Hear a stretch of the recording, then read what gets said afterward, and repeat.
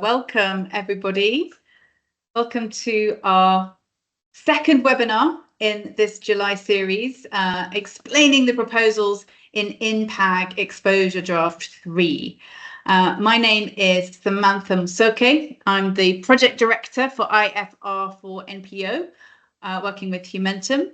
And I'm delighted to be joined by Sarah Sheen, who is a Technical Associate with CIPFA, the Chartered Institute of Public Finance and Accountancy. Welcome, Sarah. Do you want to just test your mic? Are we good? Oh, hi, everybody. Brilliant. So Sarah has been really involved in the writing and the drafting of the topic and the section that we're going to look at today. So she's absolutely the right person. Now, we're being joined, I hope, by people speaking French and Spanish. So here are some instructions to get captions and translation of the captions. I'm going to try and attempt some Spanish and French here. Para traducir los subtítulos al español, siga estos pasos. Las instrucciones también se compartirán en el documento de Word en el chat. And Brian, if you could send the link to the Word document that has these instructions, that would be helpful. Pour traduire les sous-titres en français, veuillez suivre les étapes suivantes. Les instructions seront également partagées dans un document Word, dans ce chat. Or the boîte, what's it called? Boîte à dialogue. So the first is to go to your Teams settings and press the more, the three buttons, the three dots for more. Then click on language and speech, which may look different if you're in French or Spanish. Then turn on live captions.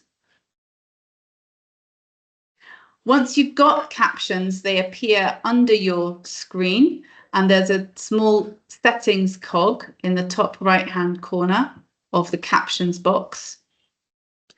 And here you get the option to change the language. You'll notice there's caption language and spoken language. Please don't change the spoken language. Tenga cuidado de cambiar el idioma de los subtítulos, no el idioma hablado.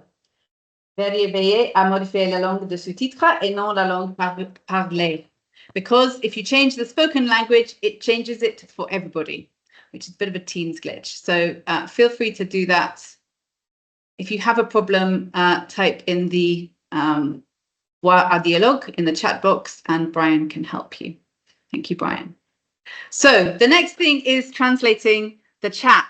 And I would recommend this for everybody, even if you're an English speaker, because this means that anybody can type in their language and we can see it in our own language.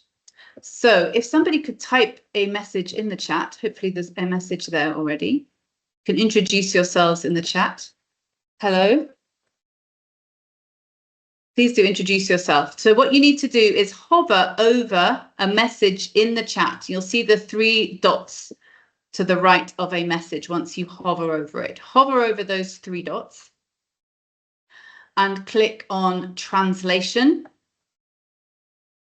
and then translation settings. Once you get to translation settings, there's a language section. You might have to scroll down. There's a language section and there's option to select the language. Mine's in English. And then how to handle messages in other languages. I've put auto translate all messages. So even if you type in Kiswahili, it will show up in English, which I'm a bit better at. So I hope that's useful for all of you. If you have a problem, Brian has shared some instructions for that in a Word document in the chat. So with that, without further ado, I hope you can see my words in a language you can understand. The slide deck, these slides that we're sharing are also available in French and Spanish, which Brian will also share those links now. Okay. So this is the second of 5 webinars in our series. I have to say, but don't tell anyone, it's the one I'm the most excited about. This is INPAG and Donor reporting. This really has the potential to transform the financial reporting ecosystem for the sector. So buckle up I hope you're ready for an exciting ride. The whole purpose of sharing these proposals in an exposure draft is to get your feedback. So we want to make sure that international non-profit accounting guidance, INPAG, is relevant, user-friendly, credible, and fit for purpose in your context, in your jurisdiction.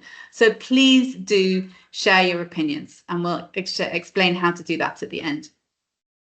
The session flow is a few minutes of introduction, which we've done. We're then going to show a pre-recorded video. And during that time, please do record your questions or your comments in it says the chat, but actually please use the Q&A for any comments or questions that you'd like us to address. Use the chat for more introductions and any logistical issues. After the video, which will be in English and French and Spanish, we will come back together for questions and comments, and then I'll end with explaining to you how to respond to the exposure draft. So the explainer video, we are going to show it in here in Teams in English, but if you want to watch it in French or Spanish, there's a link in the chat. This video explains proposals in International Nonprofit Accounting Guidance, Exposure Draft 3, relating to donor reporting by nonprofit organizations. The guidance is found in INPAG Section 37 and in INPAG Practice Guide 1, Supplementary Statements. General purpose financial reports show information about the NPO entity as a whole. They can be used by a broad range of stakeholders, but are designed to meet the needs of those who don't have the rights to request tailored information. When funders provide grants for specific purposes, they frequently require reports about how those specific funds have been used. Such reports are special purpose financial reports because they meet the needs of a particular reader. Each funder can require their own format for these reports. The formats are often different from each other, so this can create a significant burden for grantee organizations. General purpose financial reports are therefore different to special purpose financial reports. The link between special purpose and audited general purpose reports is not always clear, even if they have been prepared from the same accounting system. Users often can't see how they reconcile or cross-refer to each other. This creates an assurance challenge. INPAG Practice Guide 1 has been developed to provide auditable information in a standard format, which can reduce the burden for preparers and the associated challenges. A common format for presenting the finances of a specific activity can lead to greater harmonization of donor reporting. A link to the audited general purpose financial reports produced under INPAG can improve confidence in the information and its assurance. INPAG provides guidance about general purpose financial reports. This includes the financial statements, which are commonly called the annual audited accounts, and a narrative report. In this video, we will refer to the financial statements as the main NPO accounts. The guidance about special purpose financial reports is in INPAG Practice Guide 1, Supplementary Statements. It sits outside of INPAG. INPAG is used to present information about the entity as a whole, with information that is useful to all users. The practice guide is used to present information about a subset of specified activities for an individual user. Disclosures in the notes to the main NPO accounts provide the means to create a bridge to any supplementary statements. This is because, where an NPO applying INPAG chooses to present supplementary statements in accordance with Practice Guide 1, it must also provide information in the main NPO accounts, as prescribed in INPAG Section 37, Supplementary Information. It is these disclosures that connect the main NPO accounts with the supplementary statements.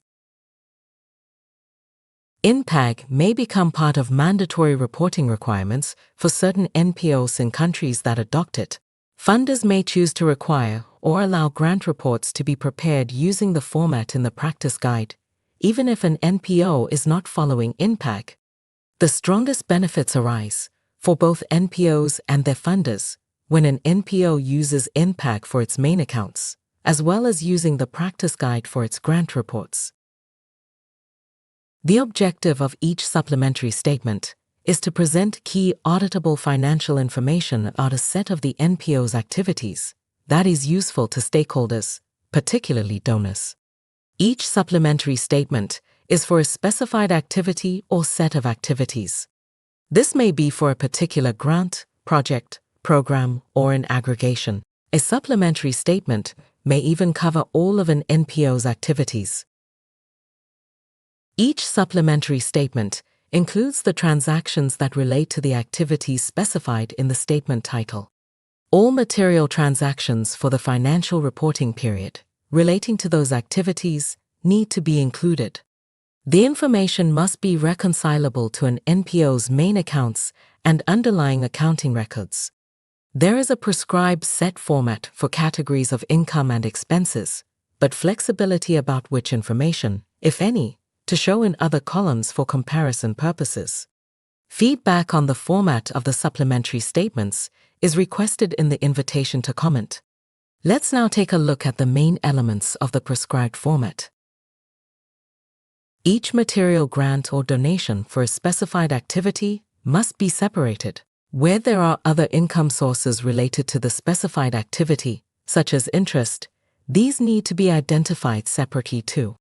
Income for a specified activity has to be accounted for, consistently with the recognition and measurement requirements of INPAG. It's important to note that the income could therefore be recognized at a different point in time from when funds are received.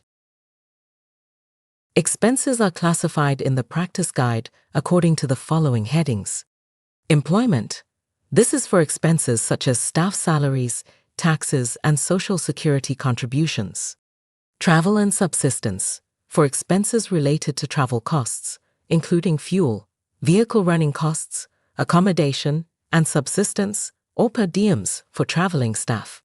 Supplies and materials is a category that includes procured supplies and materials that have been used or distributed in the reporting period. The heading running costs, external services, and other is for expenses such as rent, utilities, office supplies, costs of services, and any other costs related to the specified activities. Services in kind and gifts in kind is for donations in kind that have been given to the NPO and are being expensed. An example of donated services is free legal advice. Examples of donated gifts include low-value equipment or supplies. And finally, any grants or donations that are made by the NPO to other organizations or individuals. All expenses related to the specified activity have to be recognized on an accrual basis, consistent with the recognition and measurement requirements of INPAG. The prescribed statement format starts with income, followed by expenses. In this simple example, we have income of 100,000 and expenses of 80,000 as shown. The practice guide includes a distinction between direct expenses and support costs.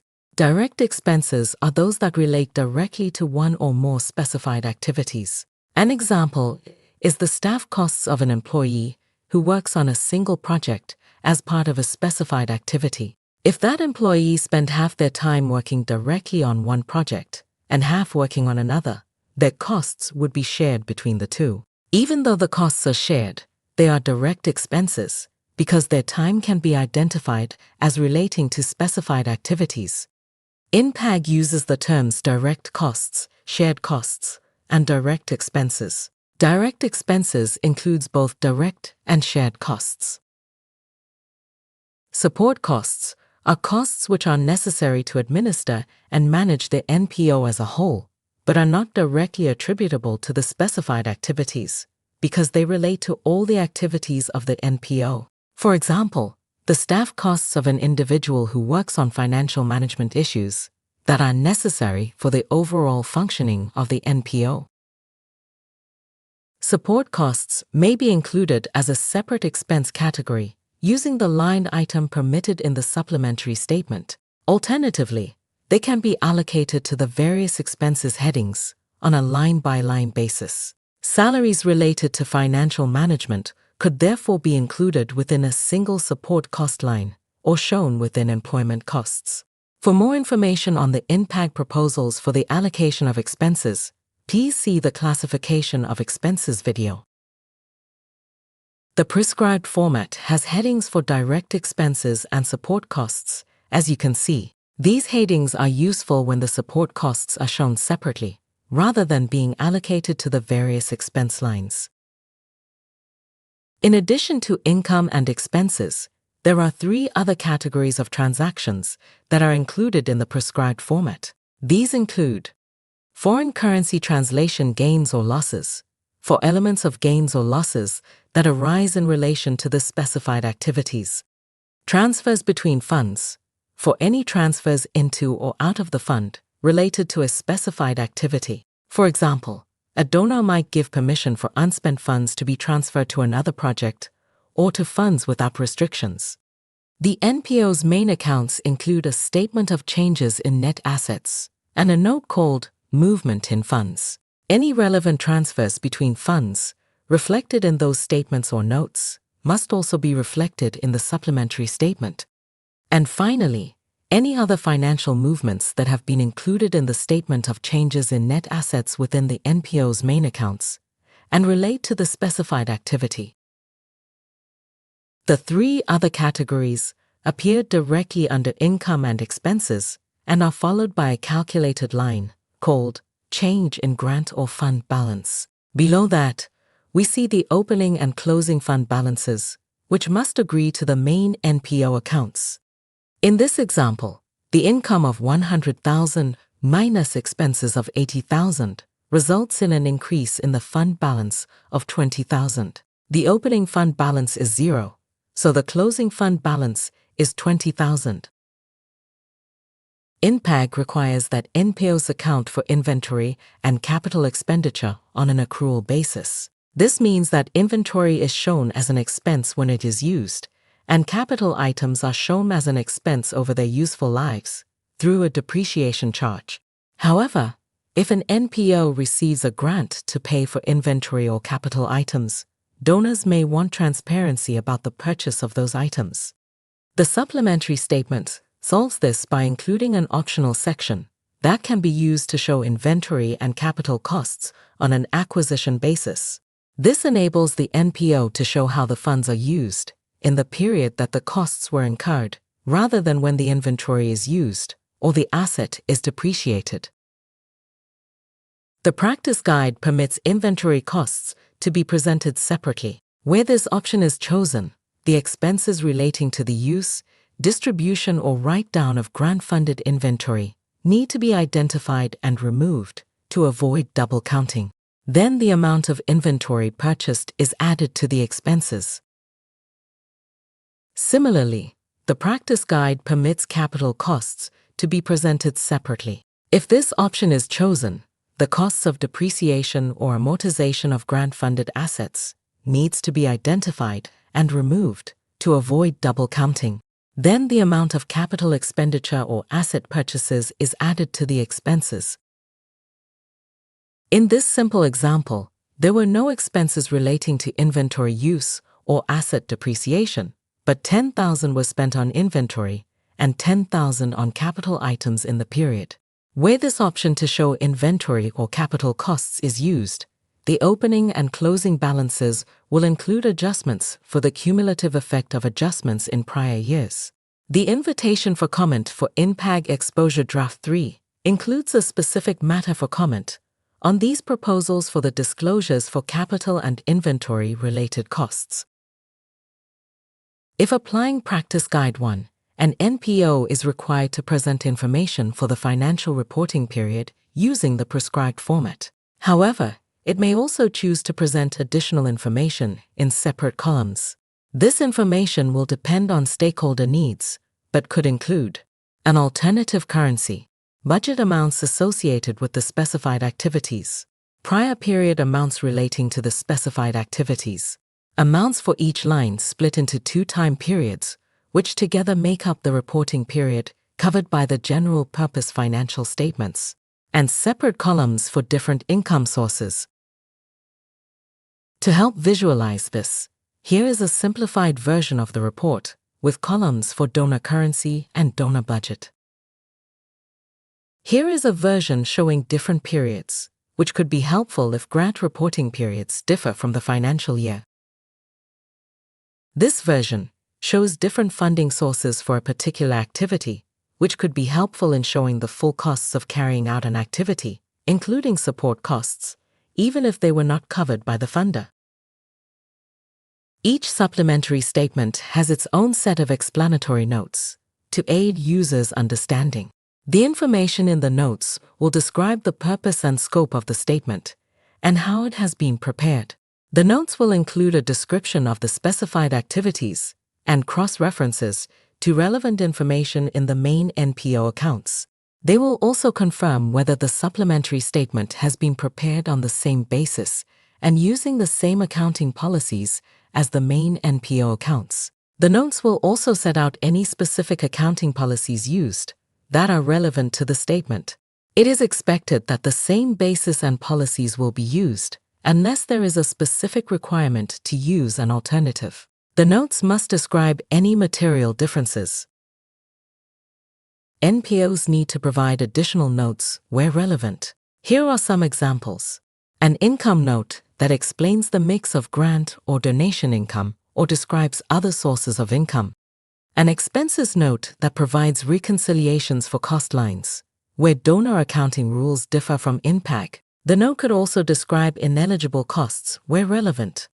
A note on support costs to describe the basis of any apportionment to the specified activities, and an indication of where these costs are included in the main NPO accounts. Where they exist, a note on foreign currency translation gains or losses must show the relevant rates and calculations, including the extent to which they are unrealized. Where the optional section for inventory has been used, a note is needed that includes the gross value of the inventory acquired and expenses charged for their use, distribution, or write-down. Similarly, where the optional section for capital expenditure has been used, a note is needed to explain relevant amounts, including details of the assets acquired and any depreciation applicable to the assets. If helpful or stipulated as a donor requirement, NPOs may provide a reconciliation between the income and expenses recognized in the supplementary statement on an accrual basis to the cash amounts received or paid in the period.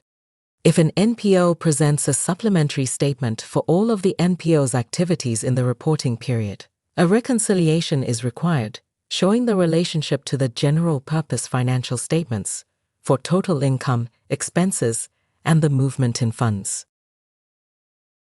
Supplementary statements and their notes must be clearly separated from the general purpose financial statements and their accompanying notes. The supplementary statements may be included as an annex to the financial statements.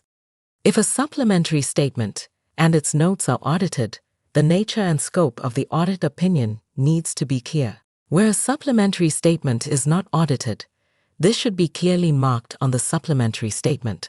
We are requesting feedback on the proposal that the supplementary statements can be published as an annex to the general purpose financial report.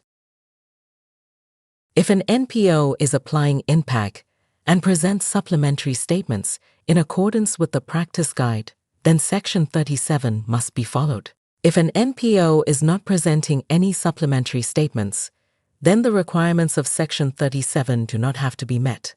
But NPOs can choose to disclose this information even if they do not use the practice guide. Section 37 specifies the information that must be disclosed in the general purpose financial statements. It requires that the NPO provides the same information for a supplementary statement, but for the whole NPO. It is this information that provides an auditable base from which the supplementary statements can be produced. NPOs are encouraged to produce the information in a single statement using the prescribed format, as it could be useful to all stakeholders. But this is not a requirement, as long as all of the information appears in the NPO's financial statements or accompanying notes. Importantly, if an NPO splits out support costs in one of its supplementary statements, it must also disclose support costs for the entire entity. This could be used to calculate an audited indirect cost rate, which may be helpful in negotiations about cost coverage between NPOs and funders. Supplementary statements and supplementary information must be prepared using the recognition and measurement principles required by the relevant sections of INPAG. Supplementary information must also be prepared using the same whole of NPO reporting boundary as the general purpose financial statements. If different recognition and measurement bases or reporting boundaries are used, that NPO must explain why.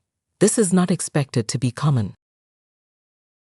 This video explains the optional guidance in INPAG Practice Guide 1, Supplementary Statements. This responds to stakeholder requirements for a prescribed format to present key auditable financial information about a specific project or grant.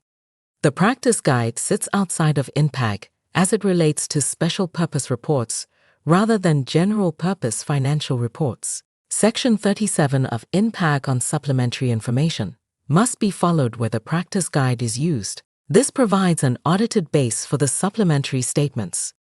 The prescribed format has consistent income and expense categories, but it also provides flexibility to respond to the information needs of stakeholders, including the option to present support costs, inventory costs, and capital costs separately, and to provide additional information, such as amounts or budgets in donor currency.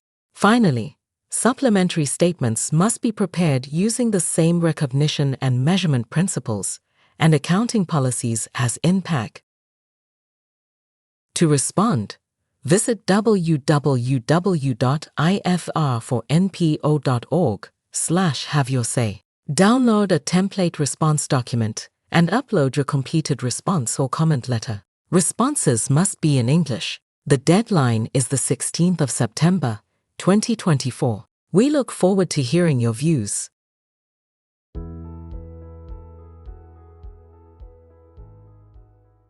Now, our friend there in the video was quite sort of deadpan about this, but I'm honestly just leaping out of my seat with excitement. I know there are difficulties and it's not easy, but this really has huge, huge potential to harmonise donor reporting, which is something that's been longed for and talked about since the Grand Bargain in 2015. This has been developed with lots of donors, and we have a donor statement of support, which I'll share the link, showing some members of the donor reference group who are saying, yes, we're taking this seriously. We're going to look at this in great detail and review it and provide our comments. So I want to hear your questions and comments. Please put them in the Q&A at the top. There's Q&A at the top, and you can type your question or your comments. It can be any kind of comment or response. I saw people saying grateful and things like that in the chat, but I wasn't sure if that was because of grateful for what we've done in this INPAG Practice Guide 1 or grateful for sharing the video or what, but we'd love to hear your comments. So there is a comment from Margaret Hobbs. Thank you very much. And these are really important things to pull out because this is not all easy, I have to say. Likewise, our current reality is not easy. So let's just also, the reason that there's been a call for this is that creating 100 different formats for 100 different donors is horrendous. Creating 100 reports, but in one format for 100 donors is easier. So that's kind of where we're going with this. This is the point. So, but there are some problems because INPAG is on an accrual basis, and sometimes donor reports are cash basis, and INPAG is for your financial year, and sometimes donor reports are for different periods. And these are really, really good observations. So I want to bring this out from Margaret. She says, income recognition standards will often create a difference between statutory and donor reports. Absolutely. So if INPAG income recognition requirements requires you to say, defer, I can't recognize this revenue yet because of the type of grant arrangement it is, then, and the donor report wants it on a cash basis, we've got that income note. So you can say, this is what it is in the supplementary statement, and this is the cash basis. And you've got that option to reconcile. But Sarah, I'm answering the question. Let me put it to you. How do we cope with this problem that donors often want to see money that they've sent, and INPAG might have different income recognition criteria? You might need to unmute, then we can hear your wisdom. Sorry about that. So always, I wouldn't say always when it's always me. Sorry about that, everybody.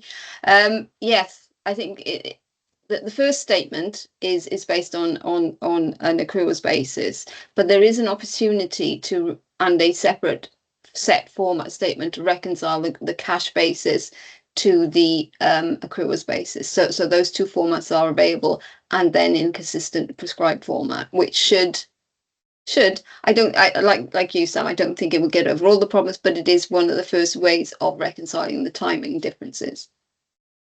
Brilliant. And then this problem of grant timing. So, you know, a grant can be June to June and the financial year is January to December. How do we deal with that? And the video had a very good and nice example of that. Was setting out that the different reporting periods can also be set up on separate columns. It doesn't have to be columns, of course, but the reported format is clearly set out there. And columns, I think, is always easier when you're doing time, and that's where the prescribed format is, which the video has it in split half financial years, but it could be any separate accounting period to reconcile to the donor reporting period and the financial year. So the reason that the main statement has to be the same financial year is this link, this reconcilable link. If you've got completely different periods, you don't get the reconciliation, you don't get that assurance, which is why the donors are willing, hopefully, to move to using this standard format, because they lose some of their freedom to apply different expenditure headings, but they gain on assurance because of the link to the general purpose, the main accounts. That means we've got to have our financial year as a thing. One donor that I spoke to last week said, I think we're going to have to look at our grant making policies and maybe align our grant making with the financial year of our grantee, rather than just what works for us. So I thought that was quite interesting. So let's see how that pans out. Then I was also said, creating these additional disclosures does feel onerous and will add to the audit burden. What's your thoughts on that, Sarah? Well, firstly, if the information is already there, it doesn't need to be a separate statement, although it probably is better to use the same format and the separate note in the accounts. So in terms of the audit in the accounts, there is a separate note, but the advantage of that is that note then is a clear reconcilable base to the supplementary statement, and removes or reduces, depending on the absolute requirements, of course, the need for a separate audit arrangement, because that note has already been audited in the financial statements. So it brings those two links together and gives it an opportunity in the base. So it is in itself, yes, it's an extra note, and an extra note would require extra auditing, of course, but it has the base, the advantage of being a link then to the supplementary statements and reducing assurance opportunities around that, and being already there and set for donors to use as their base for reconciliation and any of the assurance processes that they might want. Absolutely. It should also be added that you don't have to publish a supplementary statement in this format for every single one of your funders. This would be something you could agree with your funder, discuss with your funder. Would you like us to publish it with the general purpose? Does that mean we can do does this change the audit requirements? Things like that. So it's not that you'd have to publish all 100. You could publish a few of your material ones as your donors wish. So again, hopefully that speaks a little bit to Margaret's other comment. That said, there is change involved in this, right? So any shift from what you're doing now to something else involves a hump. So even if the end game is something that's much better and simpler and harmonized, and you'll be looking back and, gosh, do you remember how we did this 10 years ago? I can't believe how complicated our lives were. The reality of moving to where we are, to where we need to get to, involves change and short-term pain. So I don't want to pretend that's not there, and you've mentioned that, Margaret. So brilliant, thank you very much. Let's move on. So Anwar says, if the NGO's principal currency differs from the principal currency of its donors that need to be reconciled in the general purpose financial statements as supplementary disclosures, but a few donors are still asking for separate audited financial statements because it's a mandatory requirement of the donors as per their government requirements. Is it possible to discuss the issues with donor consortium meeting by INPAG team? Our understanding is that if general purpose financial statements is prepared according to INPAG, that it will serve donor requirements. It's quite a lot there. Let me first pick some of it and then I'll shoot a question to you, Sarah. So first of all, yes, INPAG is very much in conversation with a consortium of donors. We have a group called the Donor Reference Group. It has on it, for example, USAID, who've been there since day one and are very committed. They turn up to every meeting, they respond to every question, and they're really involved. In fact, it's a little known fact that the USAID have changed their reporting back end of their requirements to accommodate any future financial reporting standards relating to non-profit organisations. They've actually basically mentioned INPAG in their documents, even though it hasn't been published yet. They are very much looking to be able to reduce the audit burden and have your annual audit for your USAID grant be through this, not necessarily your monthly cash liquidation reports, but your annual grant audit could be done through this as part of USAID. We are absolutely talking with donors on this, and as I said, there's that donor statement of support, which I'll share the link shortly. So very, very important. The currency problem, let me put that to you, Sarah. What if I'm in Uganda? What if my financial statements are in Uganda shillings and my donor is in euros? How do I handle that? Again, it depends on what your donor wants, obviously, and the funders want. The main statement is it's required in the presentation currency, but it, again, as was illustrated in the video, but is in the practice guide, it offers the opportunity for separate presentation, another column in the donor's presentation or in the donor's currency if that's what they want. And so it offers an opportunity to do that and present it in both currencies. Which then, only one statement, sorry. No, I was just going to say the brilliant thing about that is you get really good transparency about financial gains and forex, foreign currency gains and losses that are basically due just to reporting in a different currency.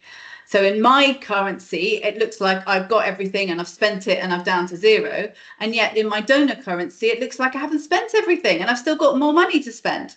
That is a perfect example of these kinds of foreign exchange losses that donors don't really understand because they don't see it very easily. And if you put them side by side, it's so obviously easy to see what's happened and much easier to negotiate those kinds of losses or understand them or get them funded or whatever, but there's much more clarity. So hopefully that speaks to some of those. Soleil, question, can supplementary statements be prepared on a cash basis while the general purpose are on an accrual basis? It's so common for donors to require cash basis reporting. So before I hand this to Sarah, let me say this has been one of the biggest sticking points and one of the conversations we've had most up and downs and backwards and forwards and how to solve this with the donor reference group. So whatever Sarah says as the answer, trust me, this is not something that has just been not talked about. So what was the solution, Sarah?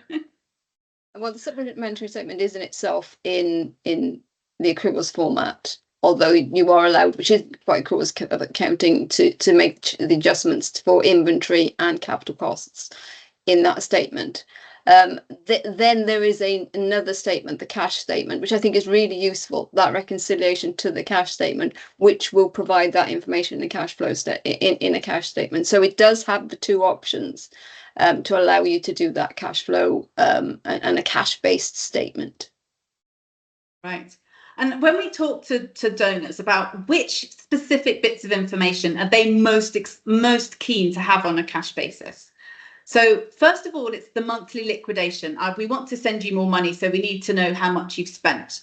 That sort of monthly operational stuff has to be cash because it's about how much money should I send you.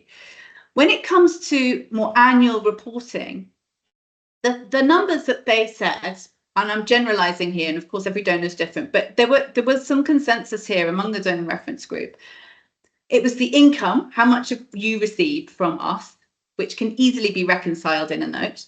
It was the capital expenditure, because many of them aren't that interested in depreciation, and it was the inventory. We talked about the benefits for an NPO to be able to manage its own operating costs on an accrual basis. You don't want to be putting net salary when you pay it and then taxes the following month when you pay that as a separate entry, you want to be doing a payroll journal. You want to be able to be using your accounting system to track your creditors and your suppliers and getting credit to manage your cash flow. Accrual accounting isn't just something that accountants made up to make life complicated. It massively adds value to being able to manage an NPO's finances. And when we had this conversation, as I said, over many months with the donor reference group, and the consensus was, let's encourage donors to accept accrual basis for your expense lines, for the vast majority of them. The things that we really care about are the capital and the inventory. So that's why we've got that separate section allowing you to take out the accrual bit and put back the cash bit. And the other bits, your rent, your salaries, your whatever, let's do it on an accrual basis, because that's actually what makes most sense in terms of the overall costs of delivering a project. So I think it's a really, really important question to bring out. I don't know if you've got anything to add there, Sarah. No, I think you pulled in all the points there, Sam. It was really interesting to hear. I wasn't there for all the debates, so it's really interesting to hear the development. So thank you. That's right. Okay, and then Dennis. Oh no, I've got some. Oh, I hadn't loaded the new post. There's lots more questions. A link to this. Can supplementary statements be prepared as per donor requirement on a modified cash basis? And maybe we've kind of answered that. The answer is no. You can't fiddle with what INPAG Practice Guide 1 says. It says accrual basis with the option for the capital expenditure and the inventory, and the option to reconcile to cash basis in the notes. But you can't fiddle with the main one. If you decide that for us, we can't, and for this donor, we're going to do it on a different basis, you lose some of the assurance, but you have to disclose what you've done in the notes. So if you do choose a different basis, you have to explain what and why in the notes. So there's full transparency. In the process, you lose some of that assurance link. So you really want to, there's pros and cons of doing that. And we think on balance, they're mostly not going to be advantageous. Good point. Nakul says, I just wanted to say, donors are powerful. You're too right. They won't adopt to INPAG. Well, let's see.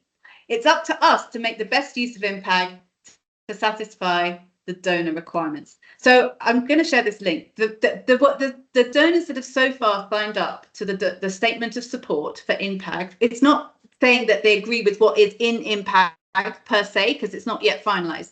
They're basically saying we agree that good quality financial reporting is good, and we agree that harmonisation and reducing burden is important, and that INPAG will move the needle on this. Who's signed up? The African Development Bank, USAID, FCDO, that's the UK Development Agency, Global Affairs Canada, Oak Foundation, the Children's Investment Foundation Fund, and I'm missing one because there's 7, and sorry, whoever it is, Open Society Foundations.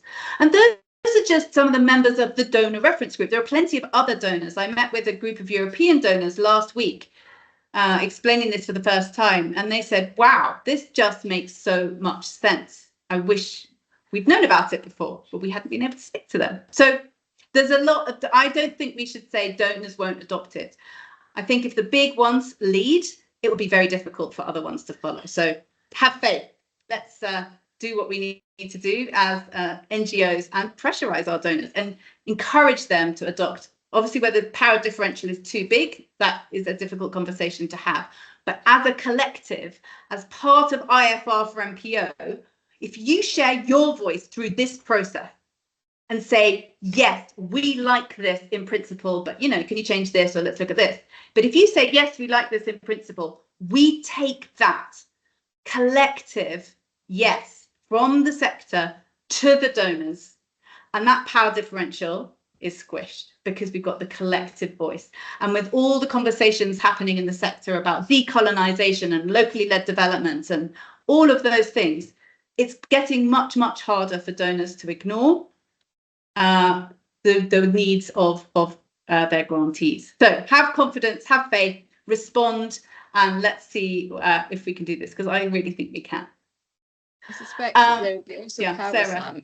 Sam, in the transparency offered by the by INPAG and by the supplementary statements, and practice will grow. Seeing the accountability, the transparency, the assurance that can lead between the two statements will eventually, I think, have influence on people as well. So it'd go from the bottom up as well as the top down. It really is. It's really imagining the whole sort of ecosystem. I mean, imagining what would we like it to look like? Where are we now? And then how do we move across? There are a couple more questions I'm afraid we don't have time for. I will see if we can we'll put them in the recording for this webinar. We'll put those questions in. So Brian, would you mind sharing the last few slides?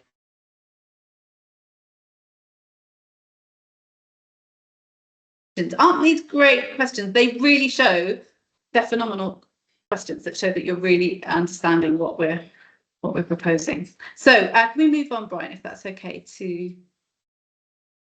right. So the whole reason for sharing this, it's an exposure draft, is so that you can have your say. So you go to the website, the IFR for NPO.org website, under INPAG, have your say. There's a response template, Word document that you can download, save it with your own details as a Word document, engage with the different webinars and the materials and form your opinions on some of the different questions in that template. There are 37 questions, but you don't have to answer them all. And if you want to say something else that isn't related to one of the questions, there's another section at the bottom where you can share any comment that you would like to. So fill out your thoughts into the template and then go back to the website. There's a simple form to upload. So really, really easy, I hope. It does take a bit of time and thought, but if you're engaging in this webinar and you're watching the recording, hopefully, even as you've watched it, it's brought some thoughts to mind that you'd be willing to share. Great. Next slide, please, Brian. So what happens next? All these comments that we're receiving from all the 3 of the exposure drafts, this is the last one. We analyze them, they go into a big database. There's huge amounts of work by Sarah and the CIPFA team doing that. We consider them, we look at what's the next step, what might work based on what we've heard. We put that to focus groups. The focus groups obviously gives us even more information that will then go back to the advisory groups. These are global practitioner and technical advisory groups as we finalize INPAG. Even the proposals have been through lots of this process already just to get to this to share with the world publicly. So final INPAG next year, we're saying mid-2025. I won't put a date on it, but we are confident that we'll make that. That's what will happen. Final slide, please. So you can stay in touch by visiting the website, subscribe to our monthly newsletter. We have a new Support Us page where you can demonstrate as an individual or as an organisation that you are in support, in principle, of what we're working on. And that really helps us in advocacy with donors. So if you want to amplify your voice, please demonstrate your support on that page. We're in LinkedIn on social media. We've got 3 more events. There's one tomorrow on fund accounting. And the week after next, we're looking at other topics in INPAG, like property, plant and equipment and fair value and things like that. And then one on the illustrative financial statements. We've also got some fantastic blogs, as well as loads of videos. All these videos are available on the ED3 page, which I shared earlier. So with that, let me thank Sarah very, very much for all the work that's gone into this. And thank you, Brian, and thank you every single one of you who has taken the time. Please let us know your thoughts, your feedback on the process, as well as the actual content of the proposals. All the best. Thank you very much, everybody. Bye-bye.